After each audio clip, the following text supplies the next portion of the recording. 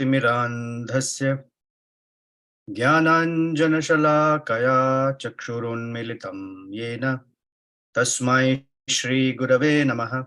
श्रीचैतन्यमनोभीष्टं स्थापितं येन भूतले स्वयं रूपः कदा मह्यं ददाति स्वपदान्तिकम्। वाञ्छाकल्पतरुभ्यश्च कृपा सिन्धुभ्य एव च पतितानां पावनेभ्यो वैष्णवेभ्यो नमो नमः। श्रीकृष्ण चैतन्य प्रभु नित्यानंद श्री अद्वैत गदाधर श्रीवासादि गौर भक्तवृंद। हरे कृष्ण कृष्ण कृष्ण हरे हरे, हरे राम राम राम हरे हरे। मनोजवं मारुततुल्यवेगं जितेन्द्रियं बुद्धिमतां वरिष्ठं वातात्मजं वानरयूथमुख्यं श्रीरामदूतं शिरसा नमामि। कूजन्तं राम रामेति मधुरं मधुराक्षरम् आरुह्य कविताशाखां वन्दे वाल्मीकिकोकिलाम्। आपदामपहर्तारं दातारं सर्वसम्पदां लोकाभिरामं श्रीरामं भूयो भूयो नमाम्यहम्। दक्षिणे लक्ष्मणो यस्य वामे च जनकात्मजाः पुरतो मारुतिर्यस्य तं वन्दे रघुनन्दनम्।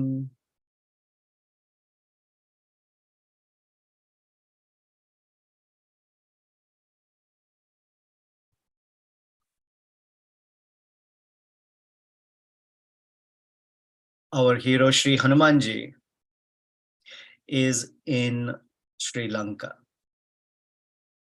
and he is completely awed by the beauty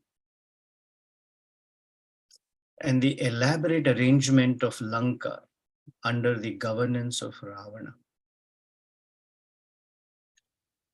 So standing on top of Mount Lamba, he's looking at the city of Lanka on Trikuta mountain. It almost looks like this entire city that is dazzling with gold and light and jewelry and all sorts of opulence that he has never seen, as if it is hanging in the sky. And as he entered, we heard how the moon in the sky came right up on top on the zenith in the middle of the night, helping him observe the different activities of the residents of Lanka. That was chapter 5. I'm going to quickly skim through chapters 6 and 9, through 6 through 9, where Hanumanji slowly is progressing through the city of Lanka. Then he sees the Pushpaka Vimana, and there's at least 2 chapters describing the beauty of Pushpaka Vimana. And in that Pushpaka Vimana, which is as big as a city, he comes to Ravana's palace. And this is the first time Sri Hanumanji is going to see Ravana. That is chapter 10. So it's a long chapter because there is exquisite details of what Hanumanji is seeing as he went through Pushpaka Vimana. He sees in the previous chapter, chapter 9, we're going to do chapter 10 today. In chapter 9, he sees the varieties of young women that Ravana has gathered from different escapades. And it is said that none of these women were unwilling, because there is a condition for him. Previously, Vedavati had cursed him that if he forces himself upon any unwilling woman, that will be the end of his life. So he is enjoying with this range of young damsels, and most of them he has kidnapped in a way as a way of making them his is a Rakshasa wedding. Rakshasa wedding is when the groom kidnaps or forcibly takes away the bride from her father's place. I don't have the time to get into the details of it, but there are 8 kinds of marriages. Rajapatya marriage is one which is considered the highest and the, I guess, the most cultured form, if you will. And then there are other ways. Gandharva Vivaha, for example, is without any fire or brahmanas or families, just the bride and groom exchange garlands. Most of the Hindi movies are Gandharva Vivahas. And then there is the Rakshasa Vivaha. Now, Rakshasa, not in a bad way, but that is the terminology. How Krishna took Rukmini away straight from her father's palace as she was promised to be married to Shishupala. So that kind of taking away is called the Rakshasa style of wedding. So here Ravana had gathered all these women, and they were of angelic beauty. And Valmiki describes a lot of details about them. And today we're going to hear selected details. And the question is, why is Valmiki Rishi giving us these details? One, so we can get the idea, through his words, we can create a mental picture of the kind of surroundings Ravana lived in. And another way is to see that Hanuman, although Kattar Brahmachari, is observing all these details in these women. The reason is not, he's not interested in the women, he's trying to find out if any one of them is Sita Devi. So the chapter begins, this is chapter 10. Valmiki Rishi tells us, Tatra dvipoyabam mukhyam sphatikam ratnabhushitam avekshamano Hanuman dadarsha shayanasanam. Shayanasanam is the bedroom of Ravana. Tatra divyopamam mukhyam. Divya upamam. It looked so heavenly. Sphatikam. It was made of crystal. Ratna bhushitam, and studded with diamonds and other gemstones. Avekshamano Hanuman, as he was examining, Hanuman dadarsha shayanasanam. He saw the bedroom or the beds of Ravana. Danta kanchana chitranga vaiduryascha varasanaihi maharhastranopetair upamannam mahadhanaihi. Danta kanchana. Danta is the tusk of an elephant or ivory. So these beds were made with ivory encrusted with gold. Kanchana, chitrangaihi, very beautifully, not some slapping of gold onto ivory, but very elegantly carved and decorated with gold. Vaiduryascha, with cat's eye gems studded. Varasanaihi, great, very excellent, exquisite couches and beds.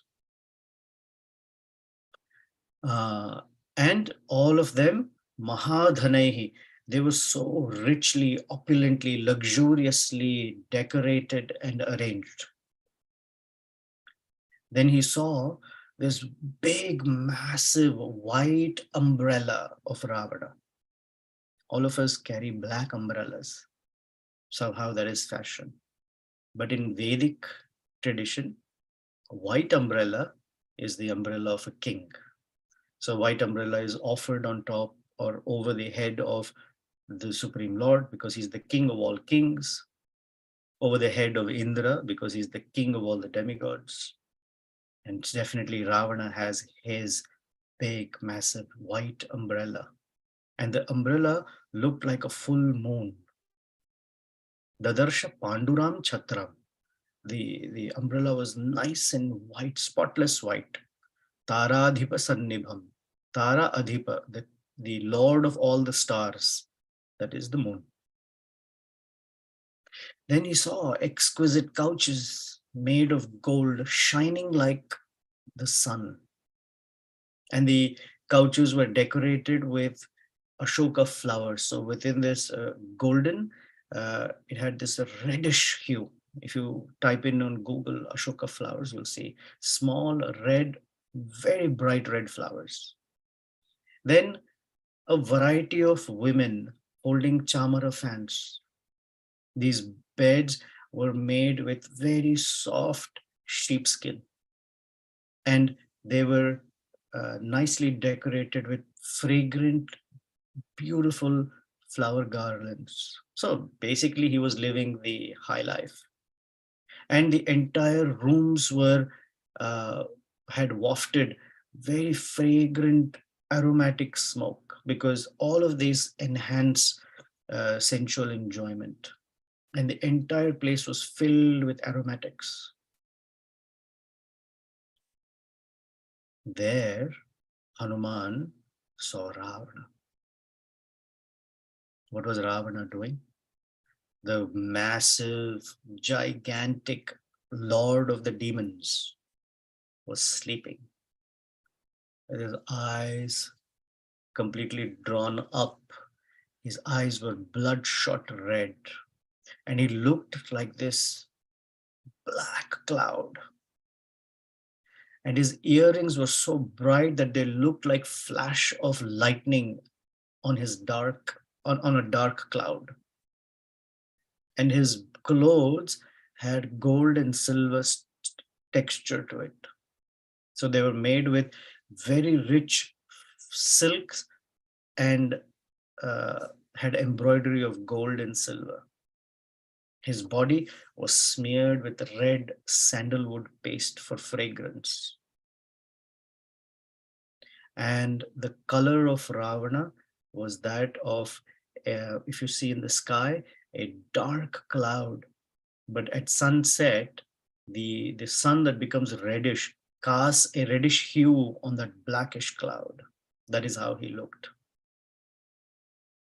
It looked as if the Mandara mountain, with its thicket of trees and bushes, was actually lying down.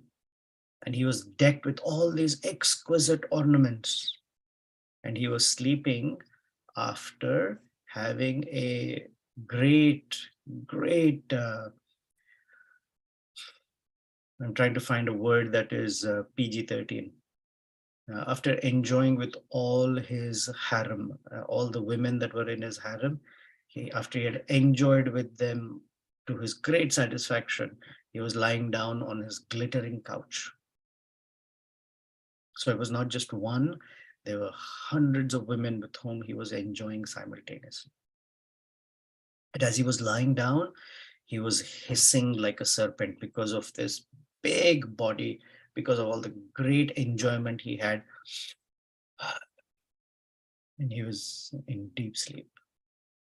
In this couple of verses, he is actually compared to the same color as how we compare Lord Ramachandra or Lord Krishna to Meghashyama or Ghanashyama, like a dark rain cloud. I'm going to come back to that, why that comparison is there, what the Acharyas explain. He has that. Then Hanuman, when he saw Ravana, Valmiki says that Hanuman was taken aback. Nisvasantam yatha nagan Ravanam Vanarshabha Asadya Parama Udvigna Apasarpat Bhitavat. Bhitavat means subhitavat, like he became, as if he became very scared. Parama udvignaha subhitavat. Now one may wonder, why Hanumanji is such a elevated personality? Why udvigna, like disturbed, or became uh, completely, his mind got disturbed, and subhitavat, as if he became very greatly frightened. So the straight meaning that might be that Hanumanji was scared to see Ravana. That was while Ravana was asleep. But later, when Hanumanji is warning Ravana after he got captured, we don't see Hanumanji scared. In fact, he threatens Ravana very strongly and admonishes him. So, what might be the reason Valmiki is saying Parama Udvigna and Subhitavat? So, the Parama Udvigna Asadya means having reached. Apasarpat. Sarpa means to move. Apasarpat means Hanuman moved away. Parama Udvigna Apasarpat Subhitavat. So our great teachers explain that actually this is Hanuman's compassion upon Ravana.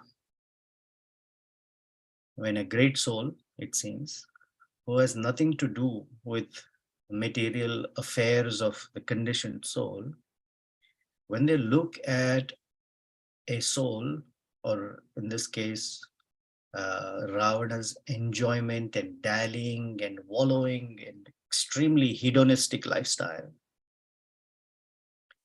they are concerned, they become disturbed. Prahlad Maharaj, in seventh, because we are students of Bhagavatam, we like to draw parallels. Plus, the day of Lord Narasimhadeva's appearance is coming up. Prahlad Maharaj tells Narasimhadeva, I'm myself not disturbed about my situation because my mind is constantly absorbed in your thoughts. However, Shoche, I am concerned about, or I am saddened. Tato vimukha chetasam indriyartham maya sukham bharam udvahanto vimudhas. That these conditioned living beings are vimudha, are bewildered by this false sense of enjoyment. Maya sukham. And sukha should be light. It should make a person light-hearted. But a conditioned soul's sukha, Prahlad Maharaj says, Maya sukham bharam utvahanta. It is so heavy because it comes at a severe price. The price is this heaviness of heart. They think it is sukha, but actually their hearts are very, very heavy. Maya sukham bharam udvahanta. How can someone carry a burden of happiness? Happiness is supposed to make one light.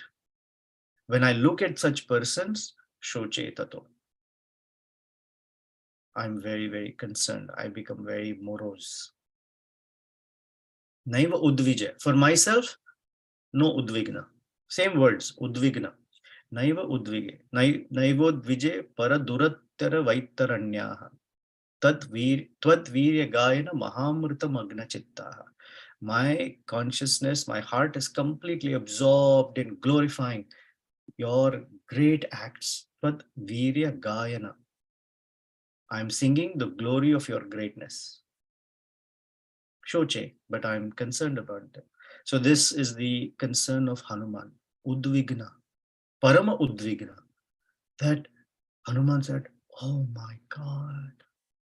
Oh my God, this fellow is so steeped into sensual pleasures. What will be his consequence? What will be his destination? There is this wonderful personality called Sri Ramachandra. This fellow, supposedly born in such a great lineage, his, his father is Vishrava, whose father is Pulasti Rishi, whose father is Lord Brahma. Oh my God! Look at the tradition that he comes in, and look at what he is doing. Parama Udvigna. Subhitavat means, oh, I am afraid of what condition he will have upon death. That is the fear. Their fear is for us, not for themselves. They are concerned, oh, poor fellow, what kind of outcome this will bring. Then Hanuman, instead of sitting there or from wherever he was observing, he changed his vantage point. He went up a staircase and went to another platform. And from there looked at Ravana, who looked like a tiger among demons who was sleeping. Now, is Ravana alone? No.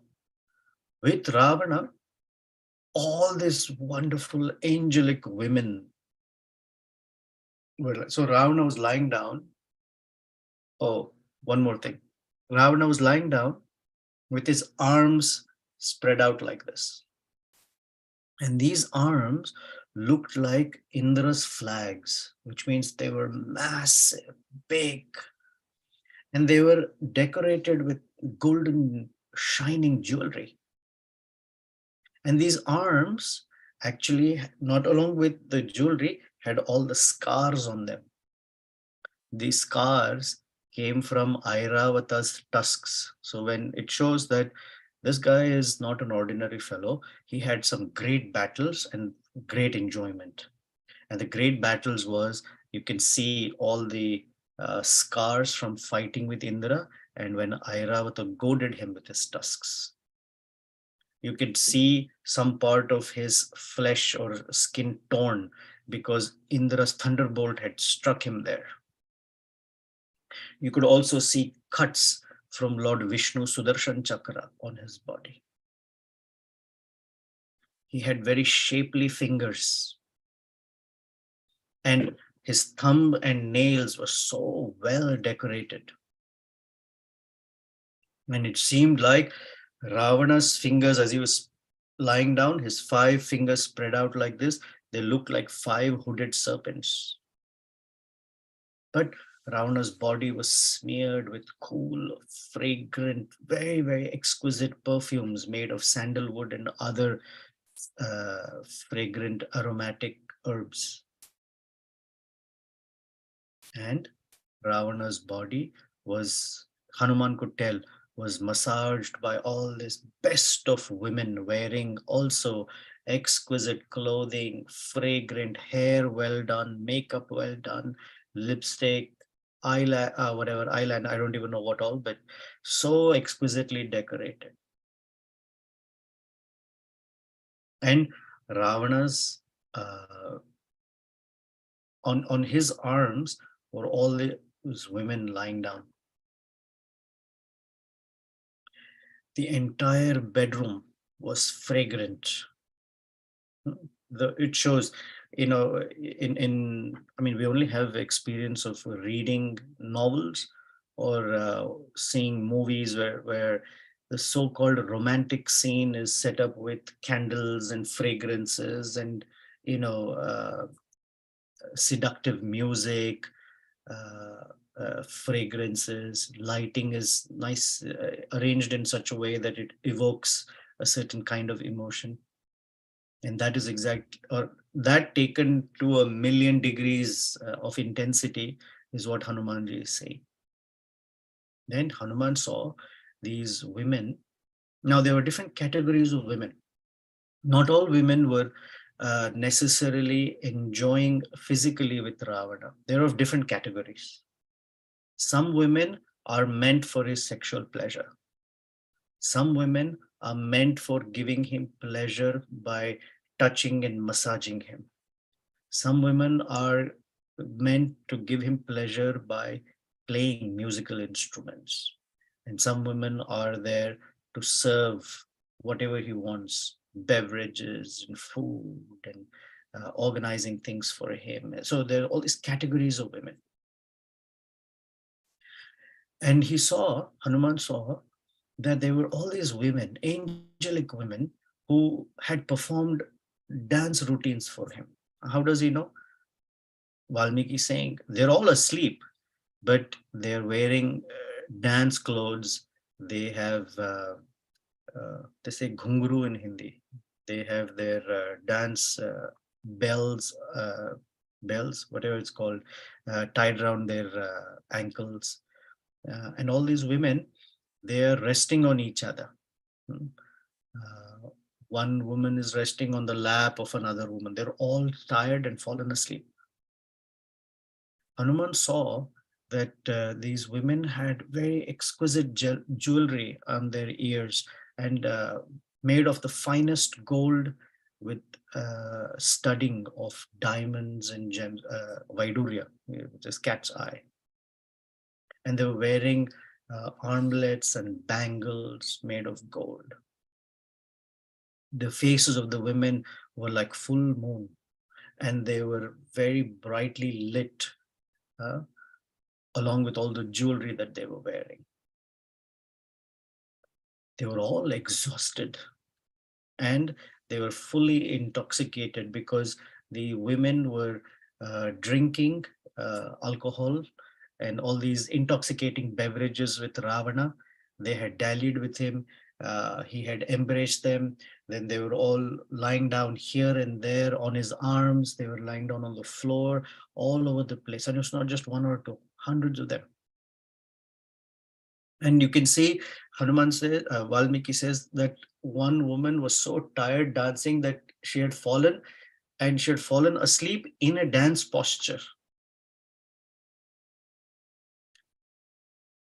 Another woman had fallen asleep as she was hugging and embracing a veena. So there was, you'll hear all varieties of instruments. So he had a full on four section orchestra. She was hugging her veena, and she had fallen asleep, as if somebody's hugging on tightly to a boat. She was like a lotus flower on that veena. Another woman who had very beautiful eyes had a drum in her armpit, and she was playing that drum, and she had fallen asleep like that, as if she is cradling a loving baby in her arms.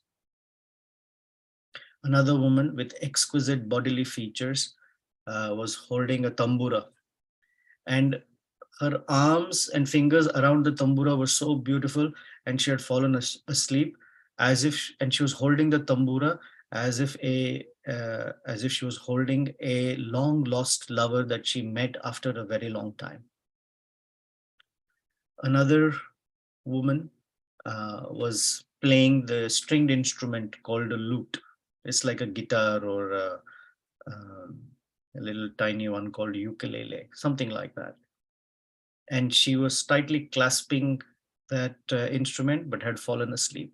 So they had so much enjoyment, so much reveling, that they didn't even have the energy to move the instruments and keep them elsewhere. They had just fallen asleep like that. Then another woman was playing a seven-stringed instrument. Another woman was holding on to a big drum, and the drum which makes bass sound. She had very tightly embraced that drum to her chest, and she had fallen asleep. Another woman with very slender waist was so intoxicated that she was holding her instrument, uh, and also had fallen on the floor. Then some women were hugging each other, and they had fallen asleep. One's head was on one's chest, another one's head was on someone else's arm, someone else's head was on another woman's thighs. They were just strewn on the floor. Then Hanuman saw a whole row of women who had fallen asleep, tightly embracing each other, that he could not tell whose head, whose hand, whose feet, they were all, it seemed so entangled with each other. So Hanuman was completely, it's like, wow, one beautiful woman after another, one beautiful woman after another. And he's carefully looking at all their features, their golden complexion, jewelry, silk clothing with embroidery. I mean, it was unbelievable. He had not seen such kind of situation or a scenery ever in his life. At that time,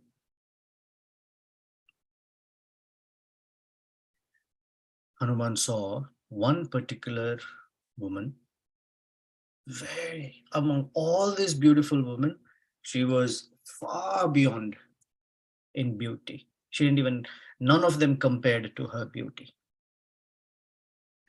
And Hanuman, Valmiki says, Mukta Mani Samayuktair Bhushanai Suvibhushitam. So he saw Vibhushayan Vibhushayantim Iva Tatra Tatra Vashirya Bhavanottamam Gaurim Kanakavarnabhi Kanakavarnabham Pureshwarim Kapir Mandodarin Tatra Shayanan Charu Rupinim. So Hanuman saw Mandodari. Charu Rupinim. Exquisite beauty of a caliber that he had never seen. And she had this golden complexion, Gaurim, Kanaka Varnabham. Kanaka Varnabham.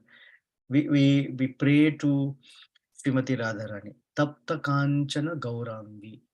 Radhe Vrindavaneshwari. Gaura Angi. Very fair complexioned. So here Gaurim. Kanaka Varnabham. So gold has a certain hue and shine. But we say tapta kanchane. Tapta means molten gold. When gold is heated and it's poured, that molten gold is 100 times more effulgent. So here when he says Kanaka Varnabham, she was glowing like molten gold. Pureshwarim, she was the chief queen of that entire place. But he did not know it is Mandodari. Valmiki is telling us it's Mandodari. When Hanuman saw her, uh, she seemed like the favorite one for Ravana. When Hanuman saw her, he said, "Ah, Sita! I found Sita! I found Sita Devi!" And suddenly he started celebrating. So so tan drashtva mahabahur bhushitam marutatmajah tarkayamasa Sita iti Rupa Yauvana Sampadaha. Tarkayamasa. Tarka means logically he came to the conclusion. Sita iti. This is Sita. Rupa Yauvana Sampadaha. Because she is endowed with youthfulness and exquisite beauty. Satam Drashtva, when he saw her. And Harshena Mahata Yuktaha Nananda Hariyutapaha.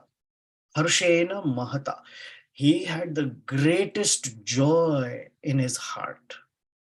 Nananda became so joyful that he started bouncing, and we'll hear how he was bouncing. Because he said, I saw Sita. Now, it's not just that he found Sita. Think about all the endeavor that went through previously.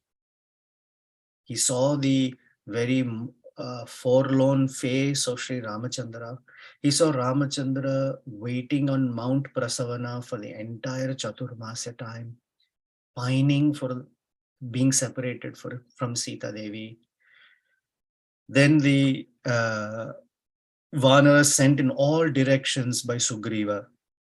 More than a month of search had passed. They hadn't eaten anything. Then Swayamprabha fed them and nourished them back. Then they came to the ocean shore. They didn't know where to go. Sampati said, "Oh, she is in Lanka." Hanuman had jumped all across 100 yojanas, has been searching through, constantly thinking how Ramachandra is suffering. And at that moment when he saw Mandodari, he said, "I saw, found Sita." Tarkayamasa Sita iti rupa yauvana sampadaha. And then this is a famous verse. This is what Hanuman did. Ashpotayamasa chuchumba pucham nananda chikrita jagau jagama. Stambhan arohan nipatitaha bhumau nidarshayan swan prakritim kapinam. Valmiki is a little strict here. He says, Ashpotayamasa, started clapping loudly. I mean, he's in a very small form. So for him, is very loud clap. And even if he clapped loudly, they're all drunken and fallen asleep. Ash Potayama started clapping. When we become happy, first thing we express that joy in clapping. When you see someone crack a wonderful joke, people naturally clap. It's celebratory. Ash Potayamasa. Chuchumba Pucham. Pucham is tail. Chuchumba. He started kissing his own tail. Nananda. He became so happy. He rejoiced. Chikrida. He started playing. How does a monkey play? He jumps from here to there, jumps from here to there, cartwheeling. Jagau Jagama. He sang songs. He started singing. Became so happy. Stambhan Arohan. He climbed a pillar. Nipatita, came down again. Bhuma, Nipatita Bhuma. Climbed a pillar, came down again. Climbed a pillar, came down again. Nidarshayam Swam Prakritim Kapinam. Valmiki says this is where he showed, after all, he's a monkey. Meaning he enjoyed and rejoiced like a monkey would rejoice. We're going to pause here because is this Sita? It is not Sita. But Hanumanji thought it is Sita and he started celebrating. So what's the lesson? For reflections are important. Does Hanuman make a mistake? So in this chapter, he seemed like he was very distraught. Parama udvigna or su bhitavat. That's what we saw. And now Valmiki is saying, Prakritim swam kapinam. He showed his character. He showed his nature as a monkey. However, so the point is he's always so well organized about himself. He's so careful. He speaks so with so much weight and gravity, so measured in his speech. As soon as he showed his nature as a monkey. So he celebrated way earlier than his actual success. So the question is, one, Mandodari's beauty is as good. So now let's get into the inner hidden meaning. Ravana, we've been saying that Ravana represents the mind. So in the mind, or the mind has two categories. One is the conscious mind, and then there is the subconscious mind. In Sanskrit, we sometimes say Cheta. Sri Chaitanya Mahaprabhu said Cheto Marjanam. Cheto Darpada Marjanam. So the Cheta is the subconscious mind where all of our experiences, our memory of life, our habits are all hidden. And they only will come out when a situation, as they say in the world of psychology, is triggered. Something triggers that response. Otherwise, most people will, on a day-to-day basis, use the conscious mind for activities, but their emotions and everything is hidden in the subconscious mind.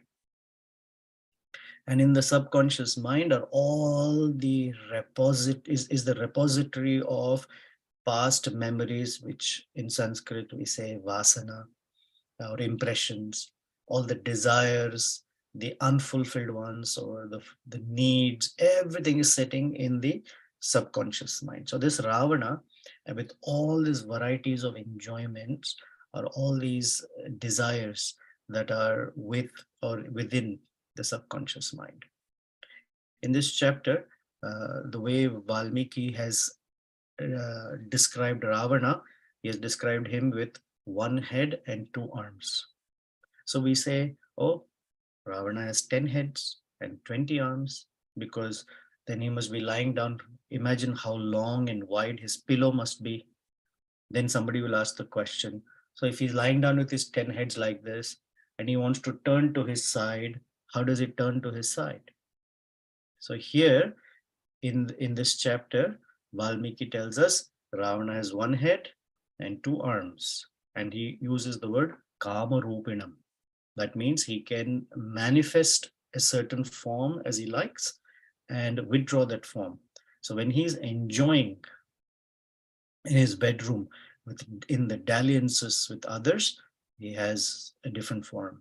When he comes out in battle and he wants to show his power and wants to invoke fear in other people, he manifests in entire 10 heads and 20 arm form. So this Mandodari is considered to be a reflection of the original Sita Devi.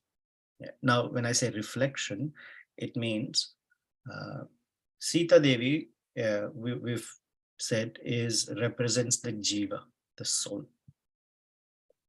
And there are three modes of nature: Tama, Rajas, and Sattva Guna. As you go higher into Sattva Guna, that Sattva Guna is very much like, feels like, looks like Shuddha Sattva. High grade goodness is very close to transcendence. But high grade goodness is not transcendence. And as a sadhaka, in this case, Hanumanji is showing us that as sadhakas, there are times when a person will come to very high grade goodness and wrongly mistake that as transcendence, because it looks just like transcendence. But the difference is that in transcendence, there is exclusive and fully deliberate desire to please the Supreme Lord. That may not be there in high grade goodness activities. And because we are students of Bhagavatam, we'll refer to Narada Munis. We are familiar with a verse where Narada Muni says, Aruhya Krutrena Param Padam Patanti. Yada Yad Yushmad Angraya. Your lotus feet, when so-called persons do not properly clasp, they fall from their position of high grade consciousness. They fall from it because they think, I am liberated.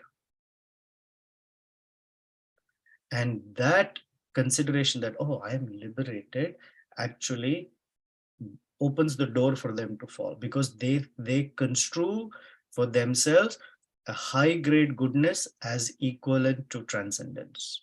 Now Prabhupada says, oh, certain persons, they'll say, I've realized Brahman, but they will do activities that are of goodness, like opening schools and hospitals and charitable work that they will do. Not that these works are not to be done. They are very, very important. But the very, very hairline difference is for whose pleasure it is being done, and whether they have a full, clear idea of the Supreme Personality of Godhead in his physical form, in an actual form. Versus becoming, let's say, Brahman realized and thinking, I'm liberated.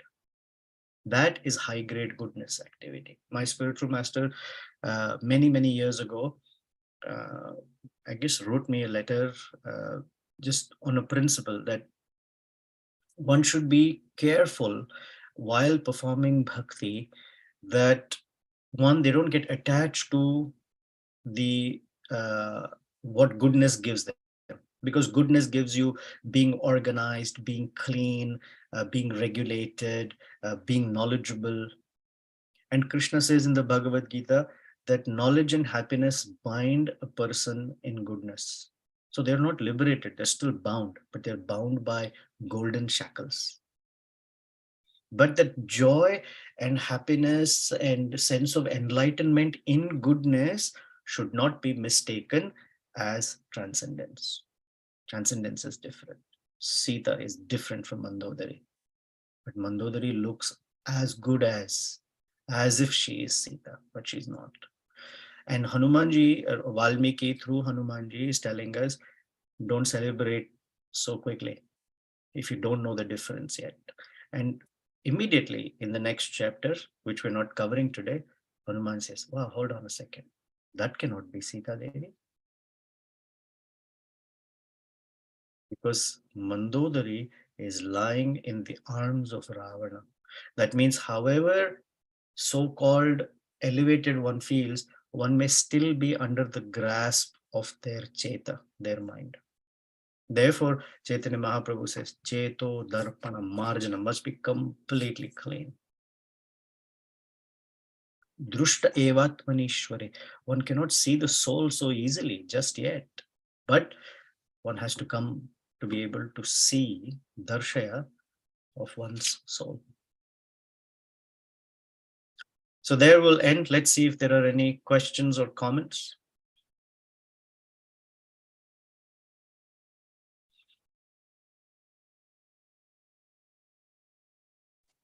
Hare Krishna Prabhu, please accept my humble obeisances. Hare Krishna. Thank you so much, Prabhu, for so wonderfully explaining the difference between transcendence and high grade goodness. So, based on your description, it seems the experience of the high grade goodness is at the level of the mind, while the experience of transcendence is at the level of the soul. Is my understanding correct? Correct. Okay. Yeah, just wanted to clarify. Thank you. It doesn't mean that in transcendence that the mind is not happy. Definitely, there is joy. Yet, it is somehow tainted with or has still something that is not fully transcendental. Mm-hmm. And to make that distinction is not easy. Mm-hmm. That is why you'll see Prabhupada would sometimes be critical or would say something like, that's not transcendence. What is their teaching? Common people can't make that distinction. And for them, everything is spiritual. You've heard people will say, I went to the forest, I had a spiritual experience. Mm. At a very low level, they felt happy. And that's what they think as spiritual. Someone says, I went to the mountains, I went to the ocean, I went into the forest, and I had a spiritual experience. That's not necessarily spiritual. It's something that's very, in a goodness category.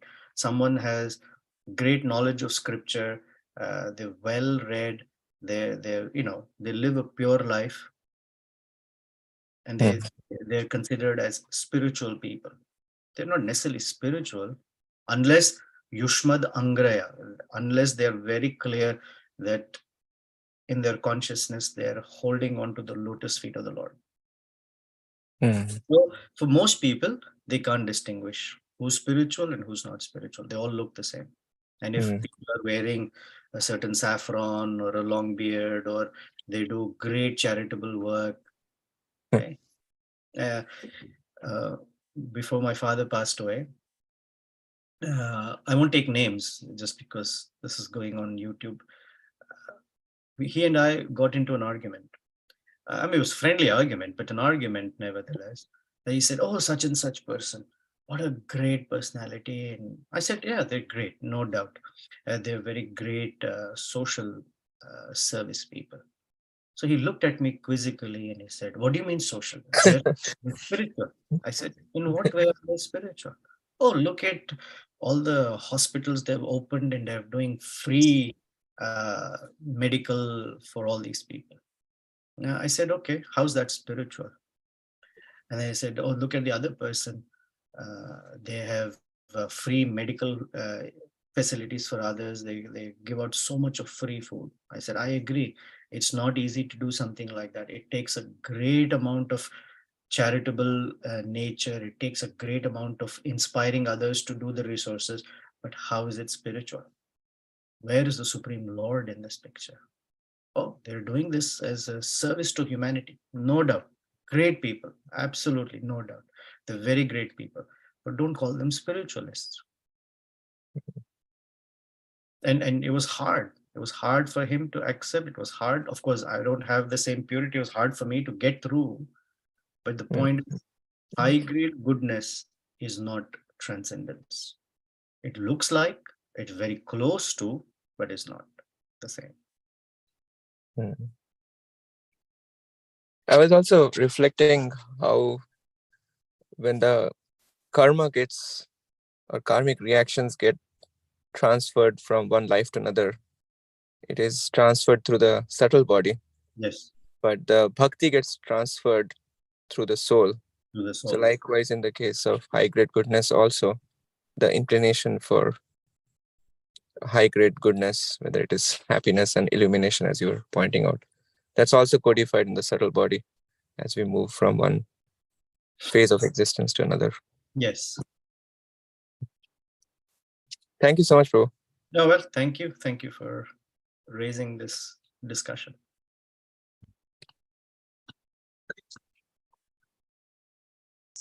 Anything else?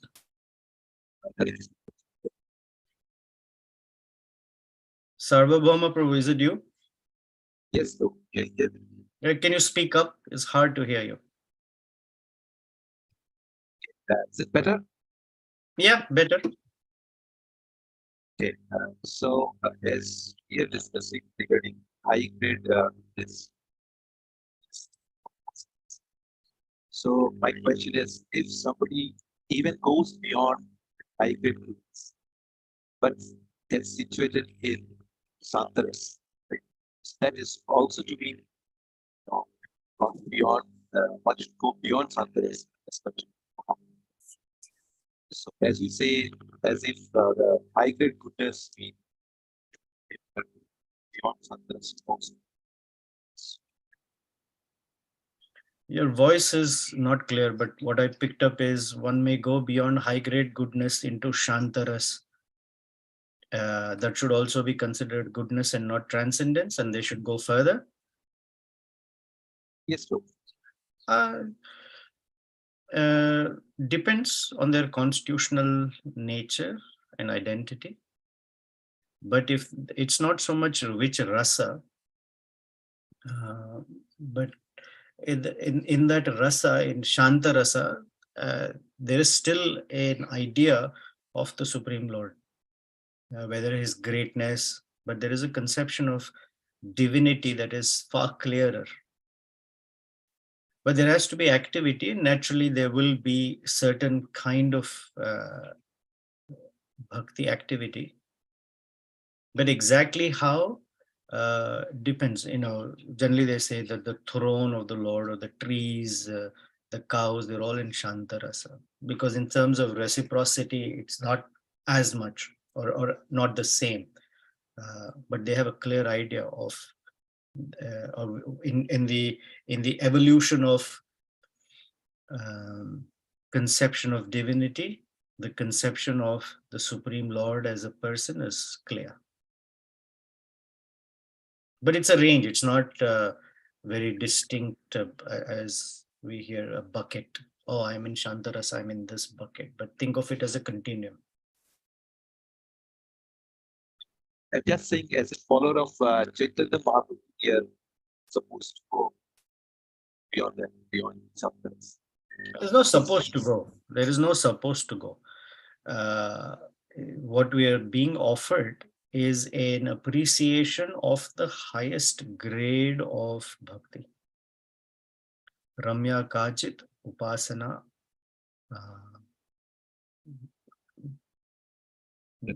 Brajavadur. Brajavadur Vargena Kalpita. That is what we're being shown. Who can know about the gopis? We're being shown that. And that's what we hold on to. And we find through that our own constitutional nature and place and service and connection.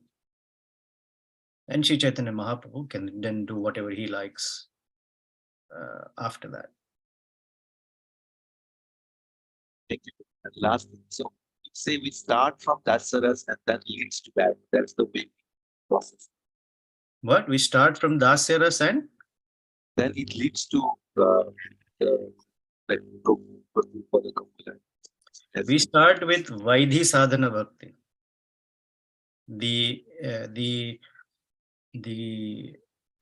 feature that permeates Vaidhi Sadhana Bhakti is Dasya. I'm not sure Rasa just yet, but it is Dasya for sure. Rasa has to develop. And Rasa means there's an enjoyment in the relationship. That's when from Vaidhi it becomes Raga. There has to be a spontaneity in it. But is in the spirit of Dasya, sure. Thank you. Okay, next Sanatana Gopa Prabhu. Hare Krishna Prabhu, thank you very much for a thought-provoking, useful lecture. I was wondering, in one of the lectures I heard, when a person is going over Bhagavan realization, he goes through Brahman realization, Paramatma realization also. They are byproducts for Bhagavan realization. That is Satchit Ananda, they say. And in that way, what you were telling is about the Sattva and Suddha Sattva Guna. The Sattva Guna and transcendence and Sattva Guna, mere Sattva Guna. But this byproduct also one experience, when they go through the Bhagavan realization. How do you compare both the comparisons? I'm sorry, I don't think I understand the question.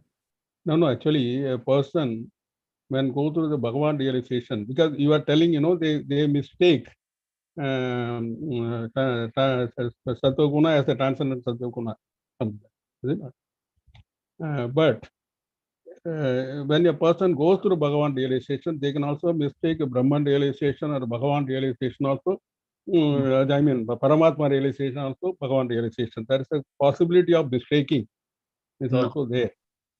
Can you give me an example of where such a situation has happened? It is for the realized soul to undergo this process. When they undergo this, that they say the Satchit Anand. When they get the Sat, they get the Brahman realization. When they get the Chit, they get the Bhagavan, Paramatma realization.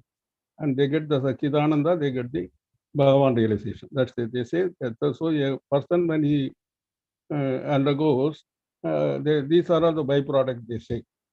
And there is a possibility of persons, as you say, the Sattva Guna and Suddha Sattva Guna, people may mistake Sattva Guna as Suddha Sattva. People may mistake also the Brahman realization, because the jnani, they stop with Brahman realization only. But for a bhakta, this problem may not come. But as you say, you have to there is a caution that they should not mistake certain things, whatever byproduct they are getting, that is the final thing. Yeah.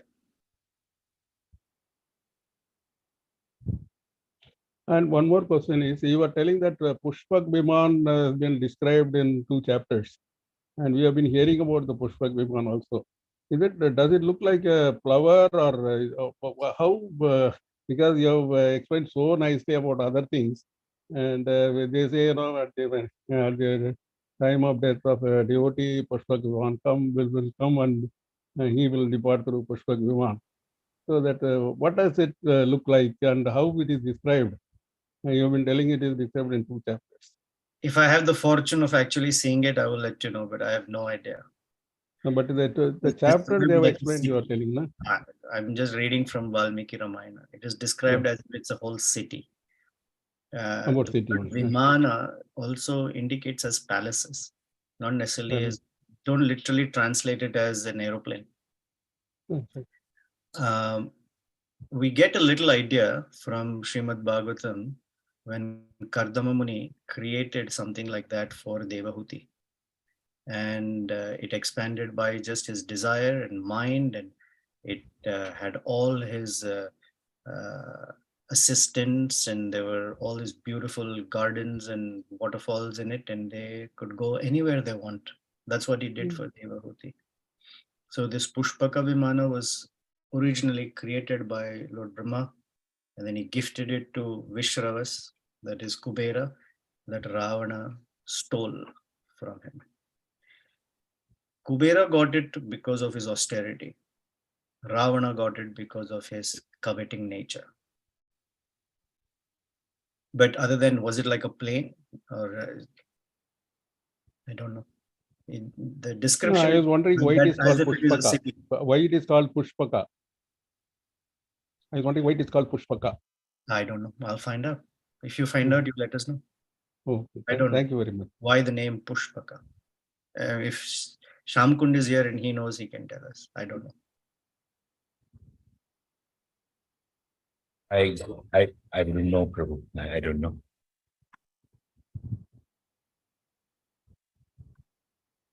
Hare Krishna, Prabhu. Thank you very much. We'll try You're to welcome. find out. Thank you. Hare Krishna. Hare Krishna. Okay, any final?